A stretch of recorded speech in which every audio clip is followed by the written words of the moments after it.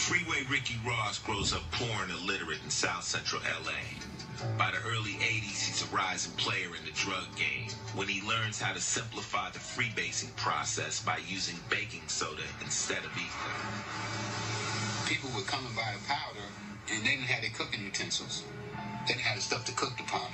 So the idea came to me to have it what we called Ready Rock. All right, that's from the VH1 documentary Planet Rock, the history of crack and hip-hop. And that was Freeway Rick Ross, a cocaine kingpin who was so good at what he did, he would have cleared almost $1 billion in profits in today's dollars. He was running cocaine for the CIA to fund those Nicaraguan rebels, and he landed in prison until 2009 after his life sentence was reduced. He's a former one-man cartel. Freeway Rick Ross joins us. He's the author of the new book, Rick Ross, The Untold Autobiography, which is available to you right now on Amazon. Freeway Rick Ross, welcome. Your name's hard to say. Thank you for having me here. Do you hate the rapper whose name is Rick Ross because it gets confusing? No, I don't hate him at all. I sued him, you know, because that's business, and that's over with now, and I moved on with my life. Every now and then, you know, somebody have me on a radio station, and we'll make a joke about it, but no, I have no ill feelings about him. I wish that one day we could sit down and you know, really talk about everything. Let me ask you this. You made hundreds of millions of dollars. Were you able to put any of that money away before you were put away? And are you a wealthy man, or are drug dealers just bad with money? No, I don't have any money left. You know, once the government gets on you, and you know, I had my own task force at one time.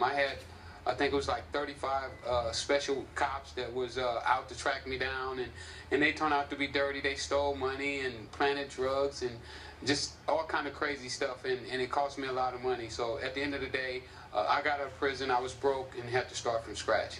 You know, we talk to a lot of people about the drug war here on this program. It's not frequently that we actually have actual drug entrepreneurs or street entrepreneurs on the show who have some experience in the industry. What are your thoughts on the war on drugs in the United States as it stands today? It's a very expensive enterprise, has pretty far-reaching consequences both here in the United States and abroad. What do you think about it? I think the war on drugs is a joke, the way it's being handled. It's people that's capitalizing on both sides. I mean, I was just cut off parole yesterday, as a matter of fact. You know, so this is the first show that I've done that I'm totally a free man, you know, that I can walk down the street now, and if a cop pulls up and asks me a question, I can tell him no if I want to.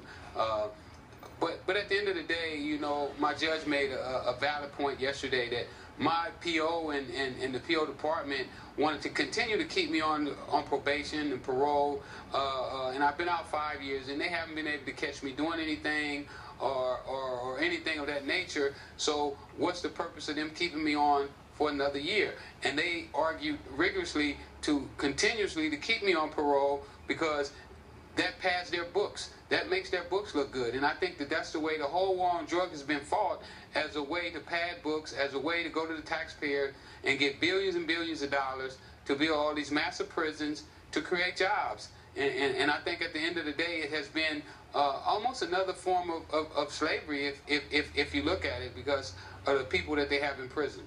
Some of us who are against prohibition of drugs make the argument that black markets are by definition violent, at the risk of putting you back in the crosshairs of your parole officers. Can you talk about the violence in the black market system of dealing drugs back when you were in the game?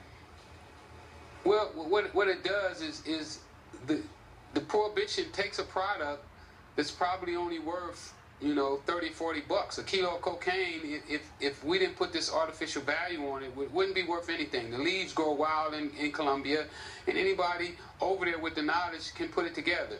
So now we take a thing that's worth 30 or 40 bucks, and maybe even not even worth anything. If we didn't have this artificial value on it, they might be paying people to cut it down and get rid of it, because there's no real value for it. But once we put this value on it and we turn it, you know, when I first started selling cocaine, a kilo of cocaine was worth 100 grand. Well, who set that price? Somebody set a price, and people went along with it and created this great market for wealth. Because if it wouldn't have been money involved, I wouldn't have been in it at all. And that's the only reason I went in it, is for the money. And anytime that you have large sums of money where the people can't call the police, and you know, if they get robbed, they can't tell anybody that they got robbed. If they get kidnapped, they have to try to pay the ransom. That creates violence. All right, as well. so Rick, last question. If drugs were completely legal today, would you still sell them? I don't know. I mean, it would have to be a drug that's beneficial. I don't want to sell people something anymore that's not gonna help them. You know, it would be like selling somebody a car and you knew the car wasn't any good, but just to sell a car and get rid of it for yourself. And I don't have that mentality. When I sold cocaine, I thought that cocaine was a party drug that made people happy and gave people something that they wanted. But now I know different, so it would definitely be hard for me to sell a drug, even if it was legal, that didn't have some benefits. All right, Rick Ross, thank you very much. Thank you. He's the toughest nails.